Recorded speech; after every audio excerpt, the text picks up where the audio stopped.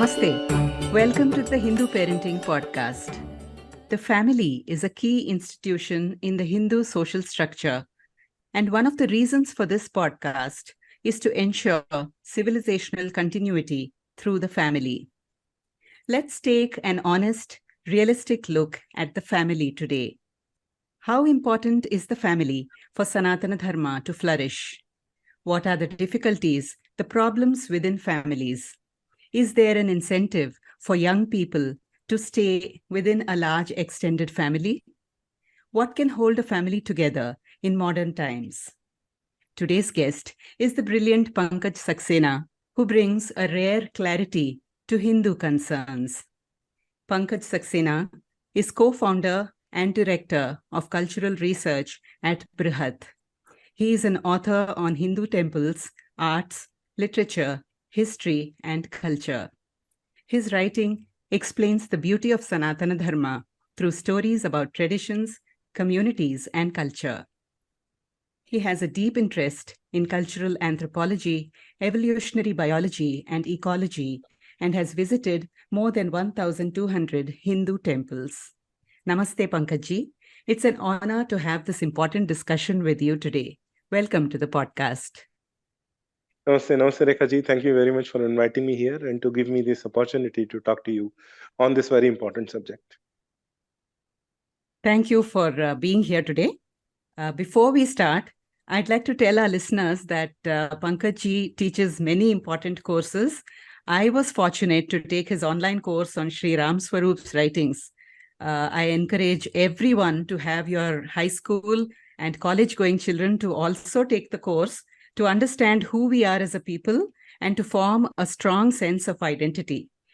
Thank you, Pankaj ji, for making the works of great thinkers accessible to us. Thank you for the acknowledgement.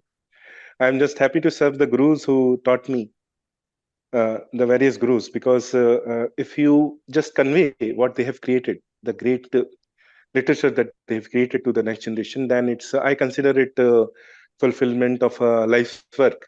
Because when my guru initiated me into all of this and he gave me the books of Sri Ram Swarupji and Sri Sita Ramji, at that time he would buy the entire set of Voice of India books and gift it to everyone every few weeks. And there were hardly any people to read that. There were few who, like us, who caught on it, but very few. 20 years later, when I take this course, as you mentioned, people actually pay 2,000, 2,500 rupees in hundreds to attend that course. So the Jyoti, the Jwala that Sri Ram Swarupji and Sri Sita Ramji, that they kindled, has resulted into a generation of audience which is willing to listen to these ideas. Whereas 20 years ago, if you were to shout at the top of your voice, there was scarcely anyone to even listen to you on these topics. But now, because of them, because of their work, you have an entire audience of at least, I guess, 5 to 10 lakh of people who are ready to listen. If we continue this momentum for one more generation, next 20 to 30 years, that we will attain the critical mass of Hindus who will be able to sway policies towards the Hindu way.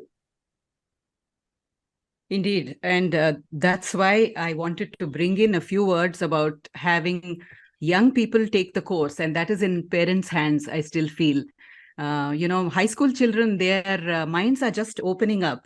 And it would be fantastic if parents can actually encourage their children to take a course like that. Because, reading books is much harder, but taking a course is just very easy. And especially when you have already done years of study and thought to present all these ideas in a very simple way. And, we can just make use of this modern technology. So we also took one more step on the work of Sri Sita Ramji and Sri Ram Swarupji. There are two handles on Twitter, if you are familiar, on the works of Sri Sitaram Goel and Sri Ram Swarupji.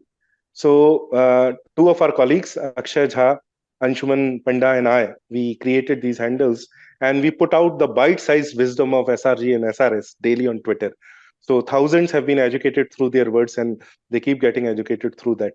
So that's also a Brihat undertaking which we have been doing for more than a year now. So what are the handle names, Pankaj? On Twitter? Sitaram Goel, Sri Ram Swarup and Sitaram Goel. Okay, so it's by their names only. By their names and by their caricature of. Yeah, yeah. So let's start today with the topic of family. Family in classical Hindu society, and also what is the role of family in maintaining civilizational continuity?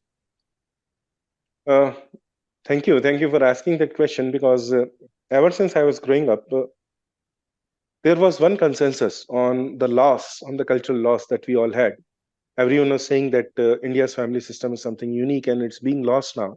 So there are problems because of that.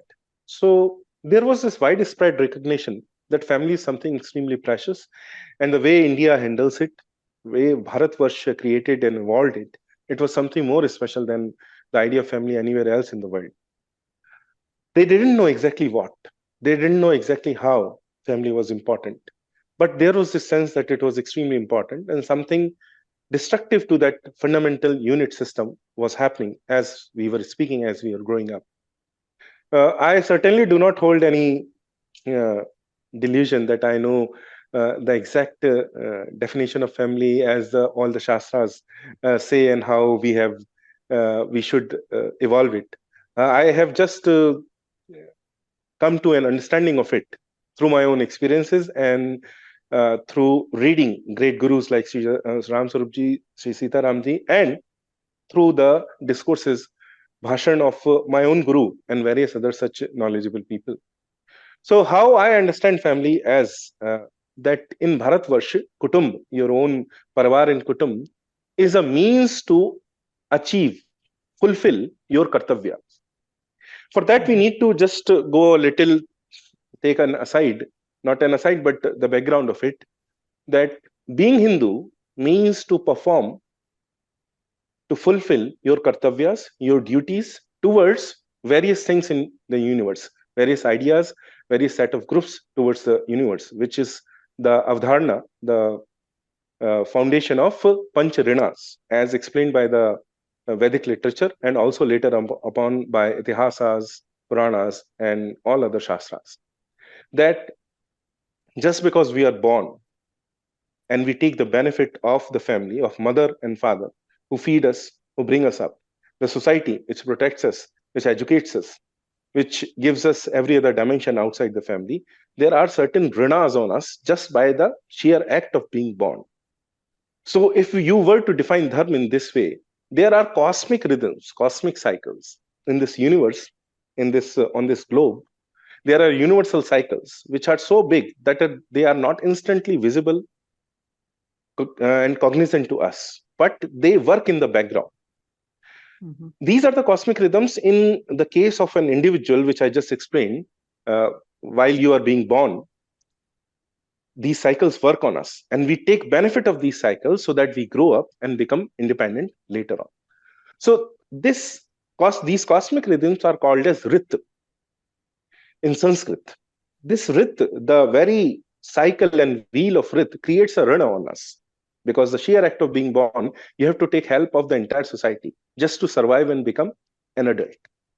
So the entire imagination of Hindu cosmology, entire Hindu cosmology is based on this Kartavya Bodh, that just because there is rit which creates a rin on us, to repay that rin, for the want of a better word in English, to repay that debt is dharma. And how to repay that? Through being responsible towards nature and culture. So, which is defined by Panch Rna-s, 5 Rnas on us. Rnas to the Deva, Rnas to sages, Rina to Brahmins, Rina to Pitra, and Rin to Nar, to your fellow people. So entire nature and culture, the universe, the cosmos, flora and fauna, animals, plants, your fellow human beings, even insects, they are all included in this. That you take benefit just because you survive, you breathe. So you breathe in pure air. That is because the environment is pure. That is because there are trees who make the air pure. So that is a rain on you. You get food to eat because there is an ecosystem, natural ecosystem, which makes it possible for that food to grow. And the cultural ecosystem makes it possible for that to create a system in which there are units where you can actually process that food process. I'm not talking in industrial terms, but in very, very traditional, conventional terms, even at home, and that you get the benefit through the agency of family, you get to eat that food, that is a rain on you. The sheer fact that you were born was because your parents decided to have children, which is said to be the ultimate point of Hindu marriage. That santati, santan prapti, to have children, is a very central idea to the idea of Hindu marriage. Because the idea is to perpetuate the dharmic system that has been created on earth and in this sacred land of Bharatvarsha. How do you do that? By creating and continuing the parampara. The parampara is being continued in various ways, but the two most potent ways are, first of all, Guru Shishya parampara, where directly the Siddhanta, the principles, are being propagated by the Guru to the Shishya. The second way is through family, where all the rituals and practices and customs, where principles in their manifestations are continued, are carried over to next generations. While the Guru Shishya parampara takes care of propounding and carrying forward the principles, the family actually carries forward the manifestations. And these are the two pillars, these are the two continuations. So you have to continue it. That's the idea behind getting children and supporting it. That's why Grihasthashram. Grihasthashram is when you marry, you beget kids, and you perform your kartavyas toward them, and through them towards the society, is a very central idea to being Hindu. Because it is the Grihasthashram which supports every other ashram. It is the Grihasthashram which supports the knowledge seekers.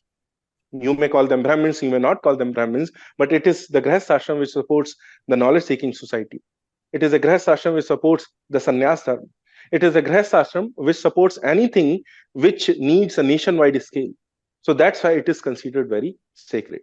So you perpetuate your parampara, your tradition, by continuing the family, and through that getting children and carrying forward the tradition. This you do by a very active sense of Kartavya Bodh, which is located in the Panch Rna-s. Family is a unit which makes the individual, which makes it far easier for the individual to repay those Panch Rna-s, to continue that tradition forward. That is the importance of family, in my view. Yeah, so then on the same point, let's talk a little bit about the traditional family structure. Today, if you see, there's an unprecedented attack on the family as an institution itself. You know, it is considered as an oppressive institution, a problematic institution that perhaps needs to be overturned. And yet, the only picture that we paint to young people is one of a rosy, nostalgic, intergenerational harmony. So these are views on two different extremes fighting for the mind space of today's young generation of Hindus. So how can we bridge this gap, and where do we start? Yeah, thank you. Thank you for this question. The first part, at least, at first, let's go into that. It is very natural for the enemies of Hindu civilization, enemies of Bharatvarsha and Sanatana Dharma, to attack family as a unit.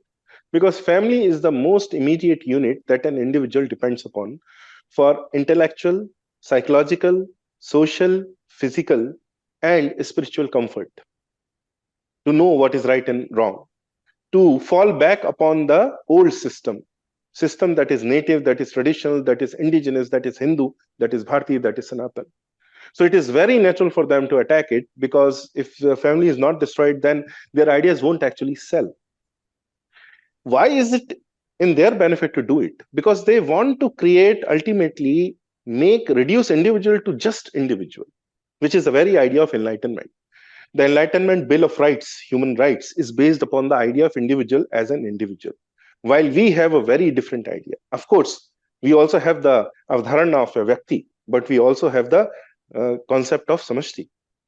Of course, there is an individual, but that does not mean that there can be no other identity. In Sanatana Dharma, there are many identities ensconced between another.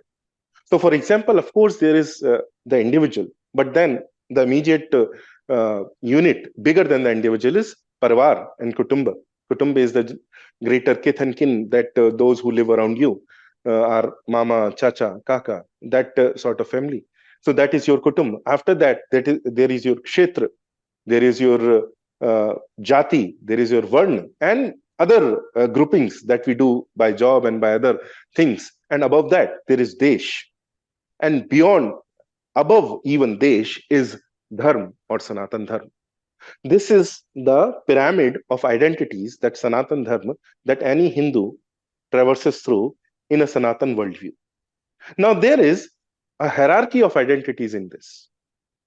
The topmost priority is always Sanatan Dharma, is always Dharma. Dharma is the greatest priority for any individual in any case, in any situation. So, if your Desh Dharma is in conflict with Sanatan Dharma, then you have to actually cater to serve Sanatan Dharma and not Desh Dharma in that situation. That does not mean you do not agree with the idea of Desh, but the lower idea has to serve the higher idea. So, of course, I can have my own individuality. I can enjoy myself. But that enjoyment has to be in such a way that it feeds into and serves the greater unit of Parvar and Kutum, which then in their turn feed the greater unit of Varn and Kshetra, which then they feed to Desh, and then the idea of Desh feeds to idea of Sanatan Dharma. So the lower identity is in service of the higher identity, and that's how the pyramid of Dharma works. Some of these units, some of these institutions are no longer as effective, or almost completely they have disappeared. For example, Varnashrama Dharma is no longer there, except few Archak communities who follow it in Hindu temples, who are the temple priests, temple Archakas, who live in and around the temple. Apart from that, Varnashrama Dharma is almost completely disappeared. So that category is no more there, but that does not mean the higher categories disappear with that too. So all of these identities, a Hindu carries all of these identities together. For a Westerner, for a Western mind, you need to only have, because they have this monotheistic idea about everything. You are either a unit of society, which is the idea of Islam, or you are a perfect individual who is not answerable to anyone and any idea and any structure, any institution, which is the very nihilist idea that comes out from the West. And they, like a pendulum, they swing between these two extremes. Sometimes they go to one, to the Orthodox extreme, which was the case with Christian Europe in the Middle Ages, when they were completely beholden to the Christian, Judeo-Christian idea of life. And then comes the other extreme, where they go nihilist and go to the other extreme, which they have now, where let alone your religion, country, your gender, even the gender is no longer a reality. Even the individual is no longer a reality. One can be as many individuals or units or whatever they think about. So these are the two extremes. Sanatan Dharma always talks about and works upon balance. Just because you are part of a bigger unit doesn't mean you cannot become an individual. Just because you are an individual doesn't mean you cannot become a part of other different institutions, other intermediary identities. And actually, that was the most beautiful system, because we ensconced our identities one inside another, inside another, inside another. So we had these multiple identities. If one of them broke down, there was not a sudden psychological crisis. So unlike the Western war of identities between one identity and other, Sanatan Dharma always created a balance of identities and comforted one with the other, the extremes of one identity with the other. If you don't do that, you need constant revolutions. For example, in the West, one set of totalitarian idea comes, then another set of very free nihilist sort of society comes. They keep reacting and revolting against one another. And that's how they proceed in violent jerks that they call as revolutions. Whether Sanatan Dharma works on eternal balance. If you wish, you can imagine it as a thermostat, which always seeks to create balance. Wherever you lose balance in one direction, it will seek to drag you in another direction. If you lose then that balance in another direction, it will then bring you back towards the mean. And that is always the attempt of Sanatan Dharma. So that society conducive to Dharma is created. Now, one might ask, why are these identities created ensconced between like nested dolls, one between another? So, because the greatest idea is that of Dharma, and moksha is the greatest goal that you can achieve in a dharmic society, so that all of us, in idea at least, are led towards the goal of moksha. Now, people will say not everyone gets moksha. Of course, actually, parts per million, not even one in thousands, parts per million get moksha in one life. But moksha is, of course, not a case of one life. We traverse through many lives, and that's how we get moksha ultimately, because we all, the Hindu cosmology says that we all come from the same supreme consciousness. The universe is the descent of consciousness. It's not the evolution of matter. So I'm not saying here evolution is wrong. I study evolution. I am a student of evolutionary biology. But the way the universe has, our way is, it is the descent of consciousness. Matter evolves from consciousness and not the other way around. Matter actually descends from consciousness. This is the Hindu way of cosmology of thinking of life. So that's the idea. Now, the question that you asked, that what we present as the very rosy idea of family. So the first part is, of course, they would attack, because this is the theory of Hindu family and why it is important. And on the other hand, we present a rosy picture which a lot of our youth, they don't identify with. They say that you have an idealistic image of family. It's not like that in practice. And of course, there are many bad things. And so that it's not as good as rosy. Of course, there is the practice can always deviate from the theory. So one thing is that. But there is some things, some deeper rots that have sat in the family as we see it. And it is not because of Sanatana Dharma. It is actually despite of Sanatana and Hindu Dharma. I think, Pankaj, this is, if I may interrupt, this is a really, really important point, because I do notice many young people blaming everything on Sanatana Dharma. So this is a very, very important distinction. They think that, I mean, take the case of dowry, which is in the news right now, as we speak. So anything and everything, like maybe the evils, any social evil or rot that has set in is conveniently blamed on Sanatana Dharma by our own people and by people who are not our well-wishers, let's say. And whereas social evils in any other system are just looked upon as some kind of, it just so happens. So we are at the receiving end, and we have to actually be able to, as parents, I think, have this clarity and make sure that, our children don't end up blaming Sanatana Dharma for everything. It is very illogical. We have to develop the theory behind, hone the arguments here. So that's important.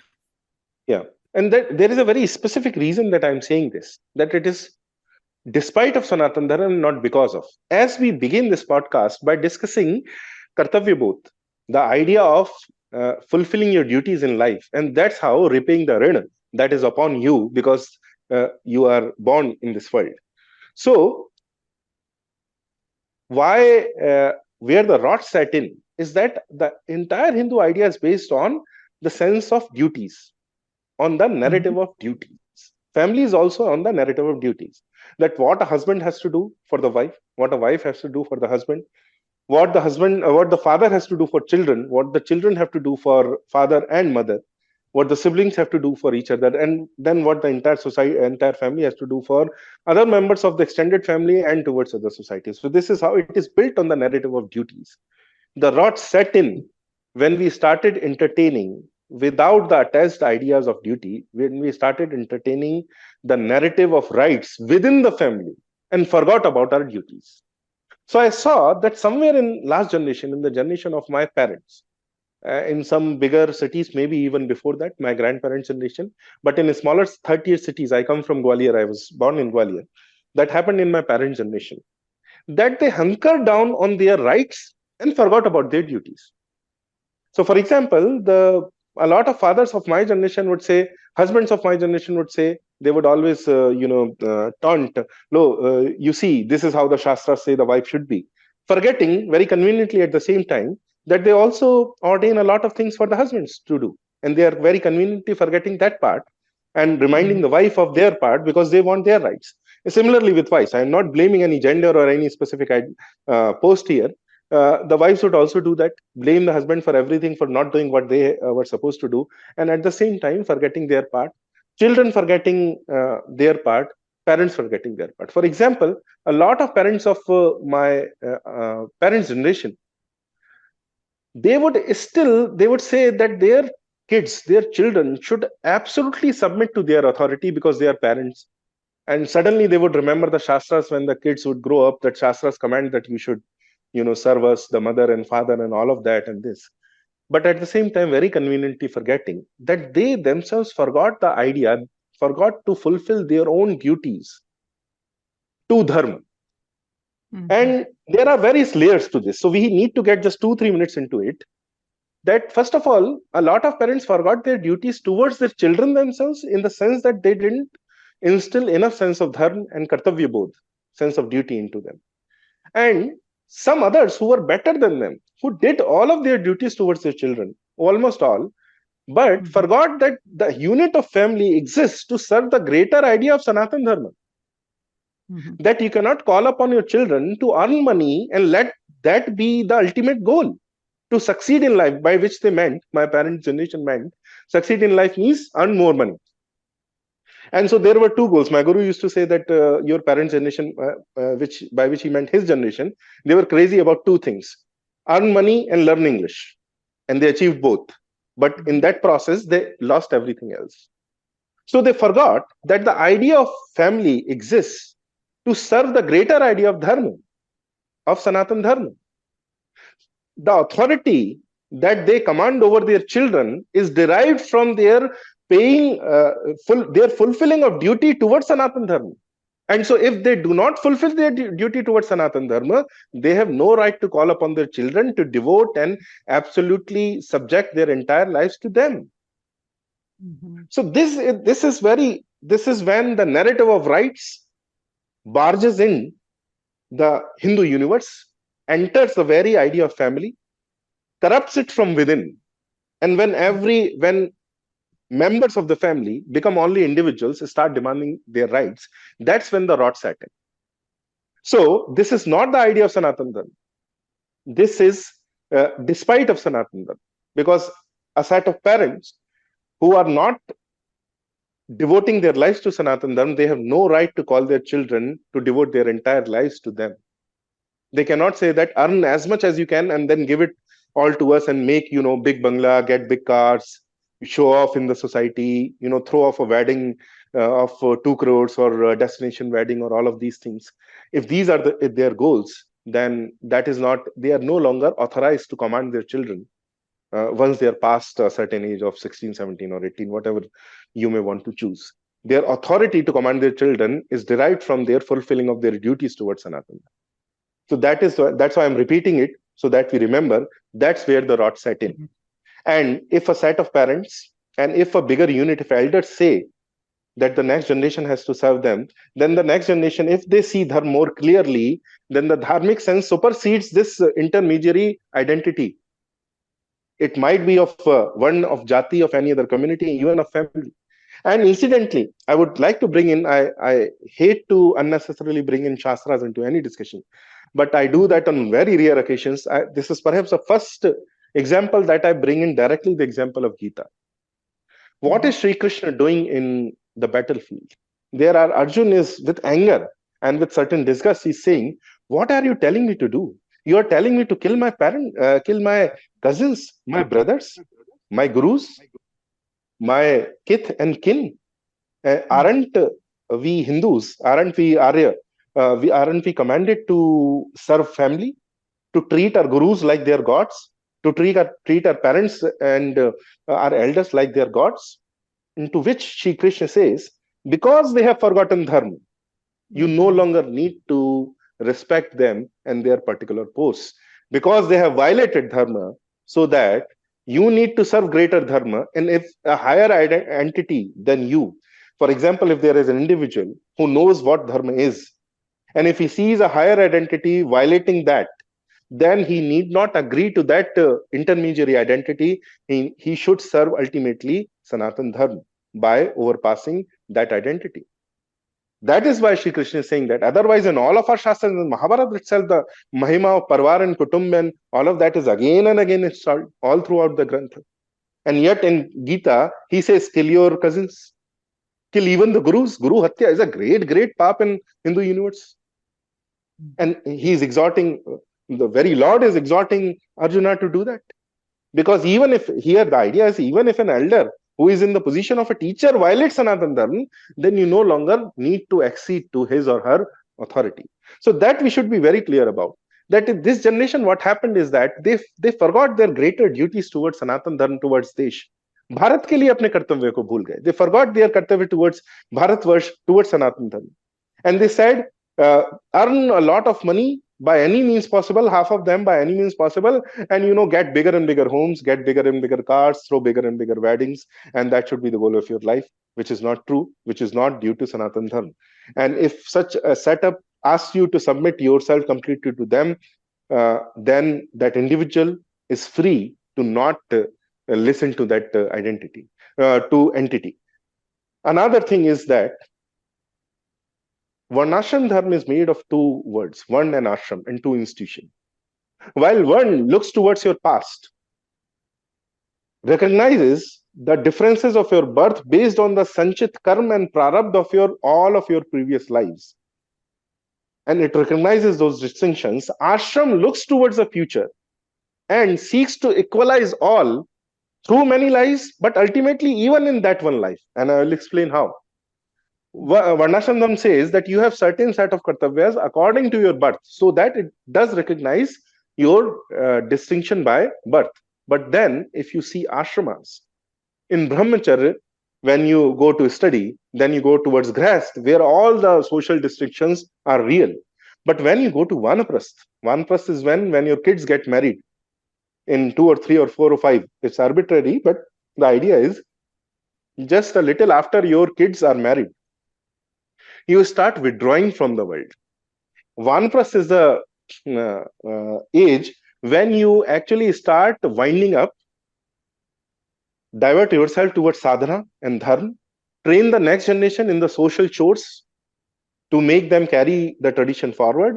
And when sannyas comes, everyone, all distinctions are lost. Of gender, of varn, of jati, all distinctions are lost.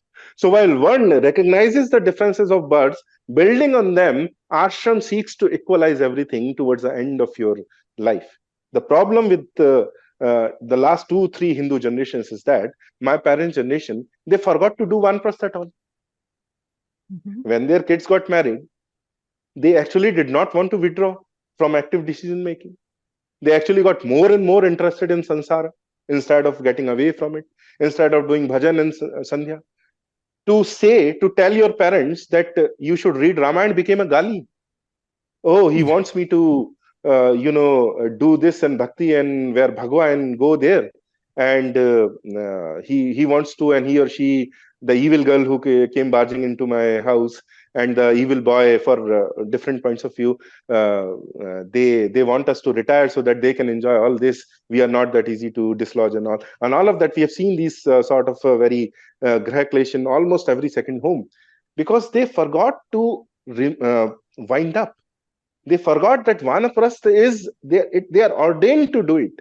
If you are a Hindu, if you're living in a Hindu universe, you are ordained to do vanaprastha, you are ordained to withdraw from life. That is what gets you the respect as an elder. That is what gives you the authority so that others listen to you on greater matters of dharma, when you stop deciding what sort of bedsheet should be used in the bedroom and what sort of lamp should be used in the drawing room.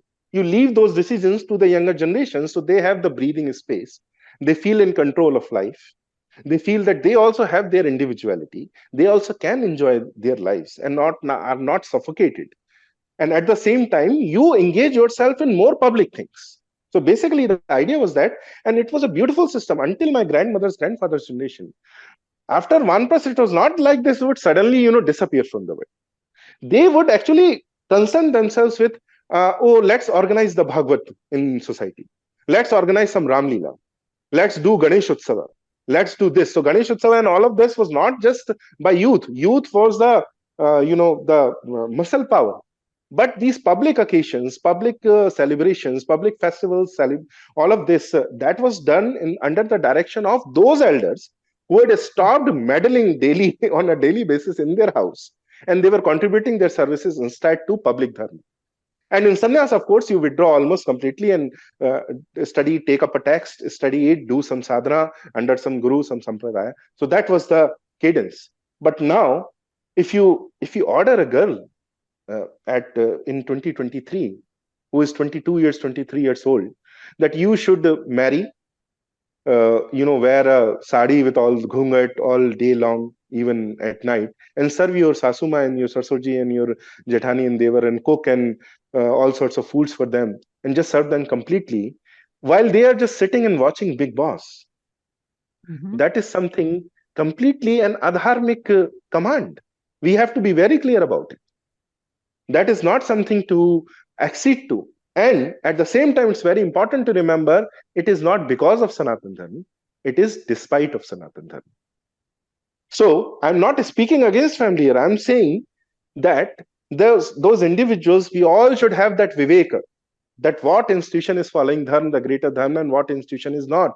Which individual is following greater dharma and which individual is not. So the institution of family is absolutely central to the idea of Sanatana Dharma. If we see certain faults, we should rise above it. And when the choice is given to us, when we are married, when we create our households, we should create a dharmic family. We should remember to follow all the paths that dharma and our shastras instruct us to. It is our duty to become that umbrella and not just create one family. Because a peaceful family, a dharmic family, is actually a great umbrella for a lot of individuals who do not have psychological and spiritual succor in their life. I've seen this in my life personally, that those families which were spiritually and psychologically sorted, they became a safe haven for so many individuals who would find psychological, intellectual, spiritual solace in them. They would come and sit in those houses, that here there is peace, here there are good thoughts, here dharma flows. So any couple, any family which can create a peaceful environment, it is their duty to open their house to those individuals who are in need, to create that umbrella. Family is an absolutely central unit to Sanatana Dharma. I am absolutely for it. But we also need to know how it gets corrupted, where it gets corrupted, what should be the true form, and how we should be able to serve it. Thank you. Yeah, I'm so glad you're bringing up all these points, because what we often feed to our children is this sense of duty, but what the elders are looking upon it as a kind of, what is in it for me? So you can't have both the older people and the youngsters looking upon this institution as what's in it for me. And it looks like we have borrowed the rights narrative from outside, and it has come in and clashed terribly with the duties narrative that we had. And now it's a big mess. There's a lot of corruption. And added to that, there's an incorrect understanding, and there's a lot of forgetfulness about, the goal of Sanatana Dharma as it is. And very interestingly, now our young people are seeing that we have become a culture which is demanding rights. And, when they look outside, they see a lot of, things going smoothly, people following duties.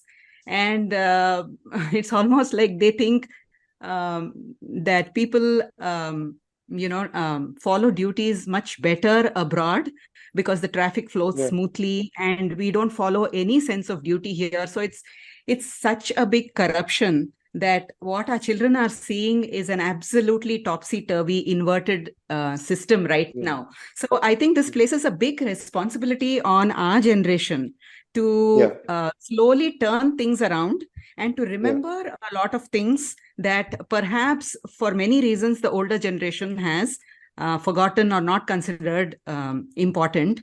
And I'm also seeing that a lot of rebels and people who turn woke or whatever it is called are from these very so-called traditional families. Now, I know you had previously mentioned that there was a distinction between being traditional and conventional. Could you please elaborate on that? Yeah, it's actually,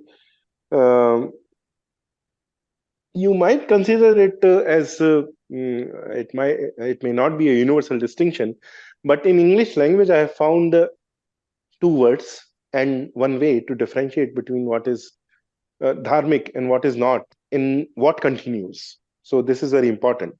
A lot of things continue if we consider a span of 4 or 5 decades. Not everything which continues for a while is dharma, is tradition. We should be very, very clear about it. Tradition is that which has the universal core of Sanatana Dharma, Sanatana principles, Sanatana Siddhanta principles, fundamentals, always in it. Anything which does not have the eternal core of supreme consciousness of the great Sanatana Parampara, it is not traditional. But on the other hand, convention is anything which has come into practice in last 3, 4, 5 decades. Okay. So I can be unconventional and non-conventional at the same time being traditional. In fact, in my own personal life, I find a lot of times that I am a non-conventional traditional person. That I will not agree to the demand of a parent or a set of parents who say that they might be Brahmin, but let's take the example of a Brahmin, those who say that their son should earn the highest number of highest salary as possible. But on the other hand, say that they should, in every other things, in their rights, they should accede to their authority. No, because our goal in life is that when we have enough and enough for ourselves, we devote what is left for the society. We do not spend everything on ourselves. Society, in the sense, greater dharma, we do it in the service of dharma.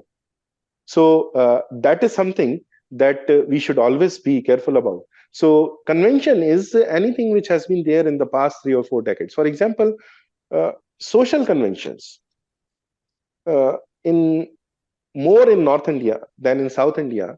In past 4 or 5 decades, what has happened is that there is a trend of big wedding, really big wedding, in which people spend to the tune of, even lower middle class spends to the tune of easily 30 to 40 lakh rupees in a single night in a wedding, and in which none of that, except 4 or 5 lakh on gold, none of that goes into creating anything permanent, anything lasting more than one night. They spend it all on decoration and fireworks and clothes and food and all of that. Now, the Vaishyas always had this tradition because they had so much wealth and they displayed it at a few occasions.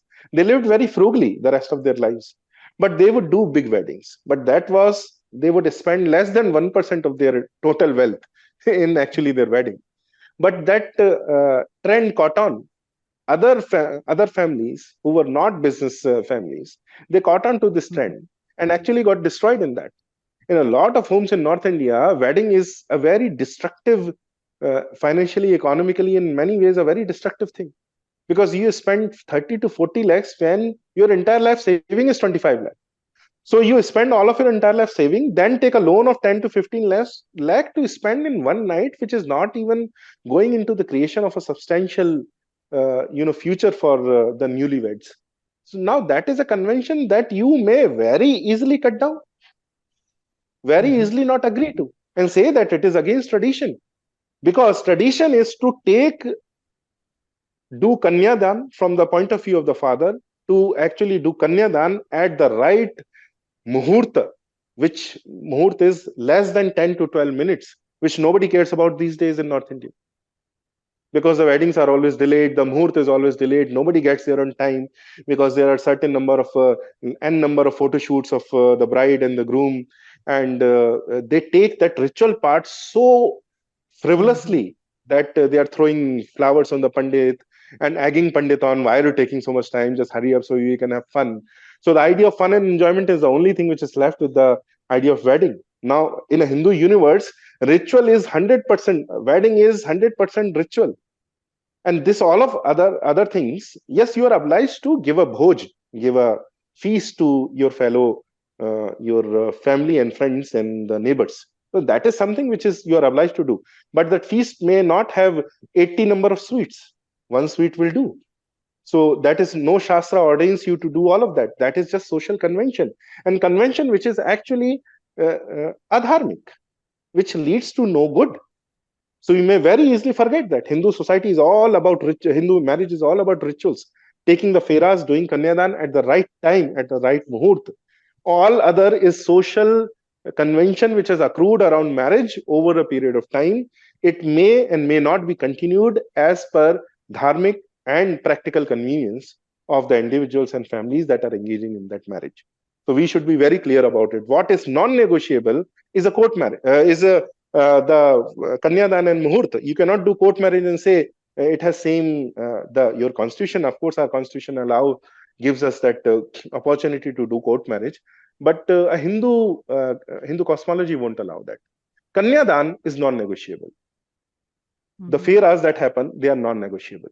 What is negotiable is the number of sweets that you are distributing. So number of sweets that you are distributing is convention. Kanyadan is not convention, that's tradition. That we should be very, very clear about.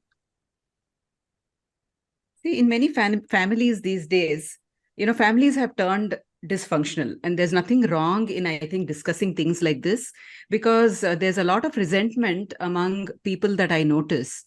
I mean, you have to be able to air these things. For example, something that is looked upon as a very traditional family, but there is no space for debate, or there is no space for dissent. And you're supposed to obey something that, like you mentioned, I think is just a convention, and a non-dharmic one at that. So if you develop the viveka to put forth a view that is rooted and anchored in tradition, then I think that is a much better way to go for, the middle generation that we belong to guide our children into coming, back and embracing Sanatana Dharma, because I think we have to stand behind them at this point. And that becomes very important, rather than, having arguments about, the way I guess we had with our older generation. It was mostly arguments about, you're not doing this and you're not doing that. And a lot of it was, to put it, quite harshly, it was based on emotional blackmail in many situations. And not just with our older generation, our older generation themselves face that from their older generation. So there is this whole bunch of, resentments that people are carrying, this big baggage. And we do need a sense of, clarity here. So what is the goal? And I think many things you have mentioned bring that sense of clarity. For example, the goal of Sanatana Dharma, what is the goal? And then, your multiple identities, are they serving that goal? And so when we talk about multiple identities, we talk about multiple roles also. So depending on your age, you have to play a certain role, or the whole system collapses, right? So that is what we are seeing in families. And so how will people know? How does the average person know, what dharma is? Because it's all very well for us to say that the family should be in service of dharma. And, but how do we know that? Yeah, how do we know that? I mean, how can we know that, and how can we, convey that to our children so that we can understand this whole issue better? Yeah. So there are two ways, as I would classify them, two very easy way to do that.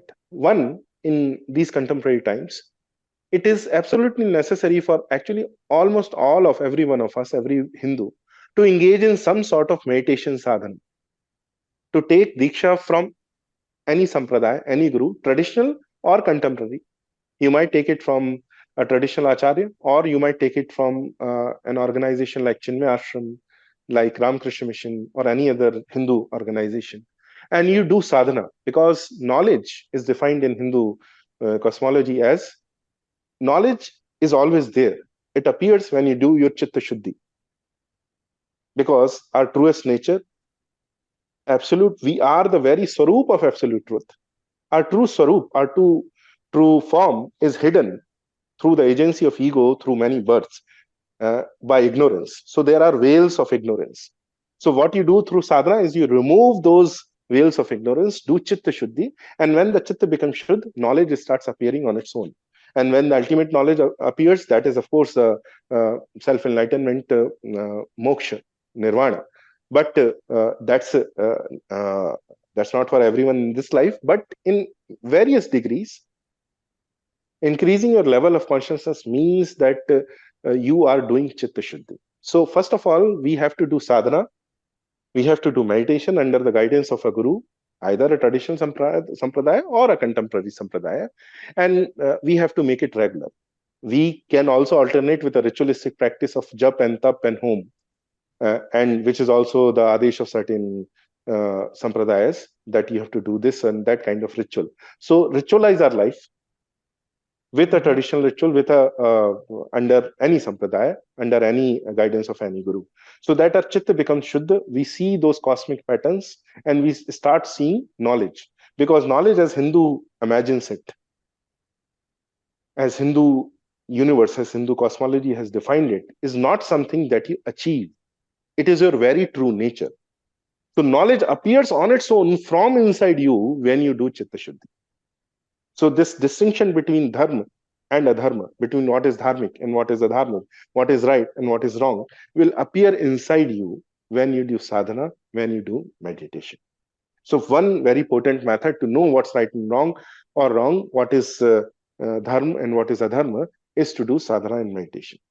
Second, now the time has come, and it's very easy also to engage with gurus, with great scholars and great followers of certain shastras and text, to actually know what's written in the text.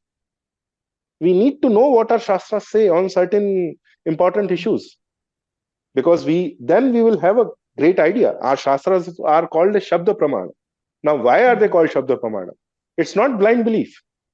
Shabda Pramana it is called Shabda Pramana because anyone can go and check what is written in the Vedas by going on an inward journey, by doing sadhana and meditation under the guidance of a guru.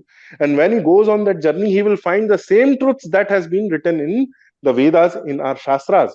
And so far, over millennia, not a single person who has gone on that journey has disagreed from what is written in the Vedas. That's why our Shastras are Shabda Pramana. So, one pramad is that we get from sadhana. That's how we know what's right and wrong, what's dharmic and adharmic. And second, we need to be more aware of our shastras. Now, not everyone will be able to do it, but those who are, they can actually become beacons of those transmitters, let's say, and who can transmit the signal of what's right and what's wrong in a certain kshetra, certain discipline, to many around them. So these are the two ways. I would like to just add one more point. You mentioned dowry, Shalini, I guess, earlier, and then people say that they are confused about whether what is dharmic, why is it dharmic or is it not. Now, one confusion about dowry is that except Bharatvarsh, entire world had the idea of bride price. That was something which was the product of culture, except Sanatana Dharma, all over the world. So what they say, a lot of opponents of dowry, they say that this is so cruel that they give away their girl and they give away so much money and everything. The girl's family has to give everything and the boy's family just takes. So what's natural is that if they are giving the girl, then which happens in Islam, meher, although it's a hypocrisy in India because the meher is like 5,000, then the girl's parents spend in lakhs and they give meher is just token sake. But in certain Islamic countries, and at least in Islamic theory, the boy's family is the one who pays the price for the bride. But that has been, by our Dharma Shastras, that has been considered a barbaric practice because you are essentially buying the girl. That leads to certain, in many societies in which dharmic constraints are not very tight and strict, it leads to great evil because then fathers start selling their daughters to the greatest bidder. So what Dharma Shastras do, they create a balance. They actually say that it is a girl who has to bring Sthreedhan. So we have the dowry nahi, but we had this idea of Sthreedhan, that she has to take in order to, because a new family is being created. So both the families have to come together and contribute money so that this they create a new life around them. And that's what happens also. They give utensils, they give bed and all, so that they both can the newlywed can have a comfortable life. They give them sort of a starting loan for commencing on their life.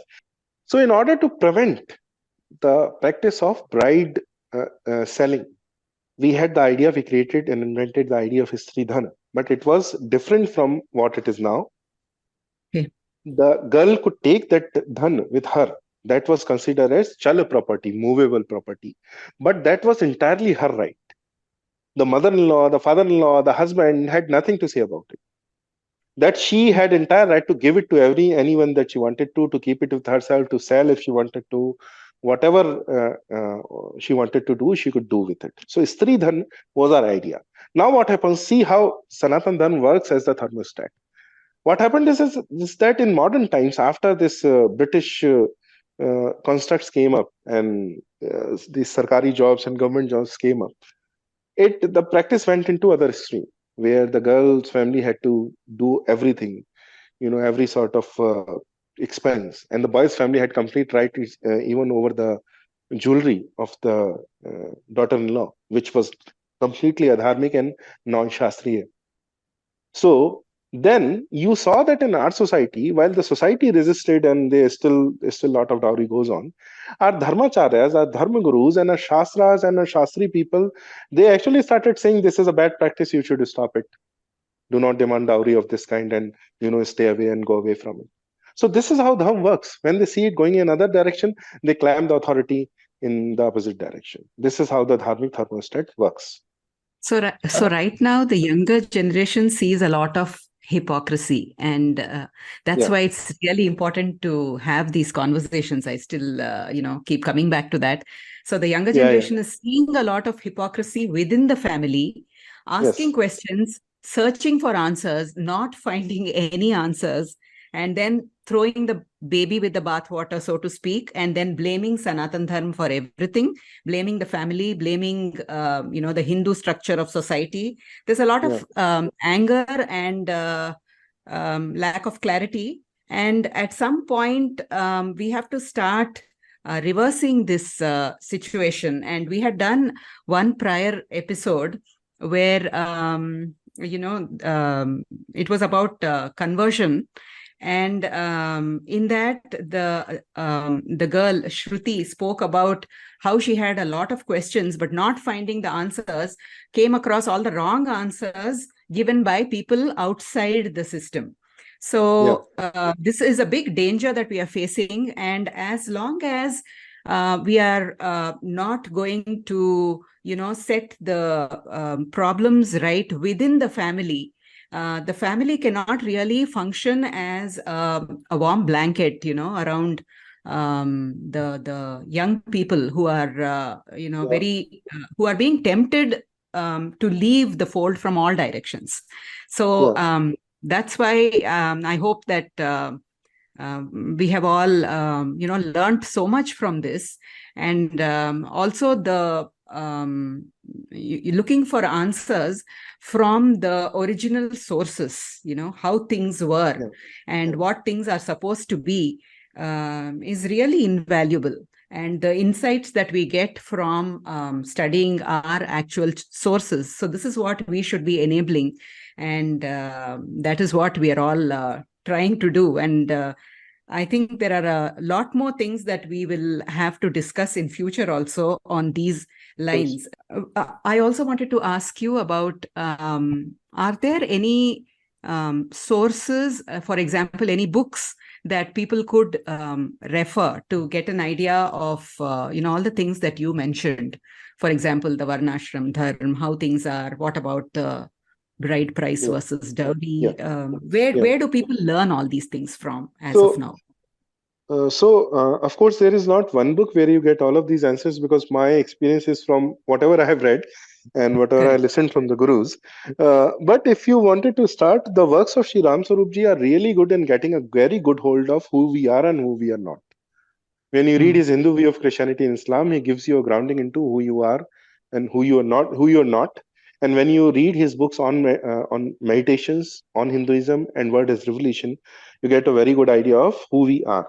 So actually, we should read more of Sri Ram Sarupji's works and then Sita Ramji's works.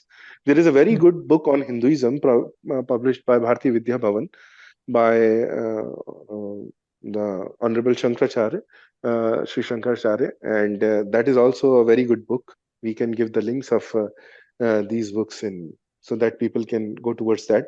I am trying to write one book, and preferably by Shatrubodh and Swayambodh, and get it out by March and April, preferably, so that in that I will actually cover the idea of who we are, the idea of who we are not, and what it means being Hindu. Okay. Yeah, we are really looking forward to that. Yeah. Thank you. Thank you. So I think before we end, what would be your message to the listeners of the Hindu Parenting Podcast? I will say, do sadhana, get initiated, start doing sadhana, know what dharma is, and in any case, in any capacity that you can, always serve Sanatana Dharma, because that will serve ultimately your individual rights also. The rights of individuals, the pleasure and happiness of individual. The entire Hindu society exists so that individuals can attain happiness in life. If we work towards a Sanatan Hindu society, that will mean a society which results in individual happiness and general increase in individual happiness. So that is what I would request them to do. Okay, so this has been a very a very deep and expansive exposition on some very, very fundamental principles of Sanatana Dharma. And I think we'll need to discuss a lot more in future. So we are hoping to have you back on the podcast soon, Pankajji, to talk about Thank you. other You things thank too. you. Yeah, so it's been wonderful talking to you, and we look forward to having you with us soon. And to our listeners, please follow us on social media. We are going with the handle Hindu Parenting on all social media, all the prominent ones. Please subscribe to our Substack at hinduparenting.substack.com, and also catch us on podcast platforms wherever you find it convenient to do so. We are on Spotify, we are on Google Podcasts, and we are on Apple Podcasts too. So that's all we have for now. But we will on certainly be YouTube talking. also. Oh, yes. And we are also on YouTube. So please do follow us there too. Subscribe to us. And we shall see you soon with another episode. Until then, namaste.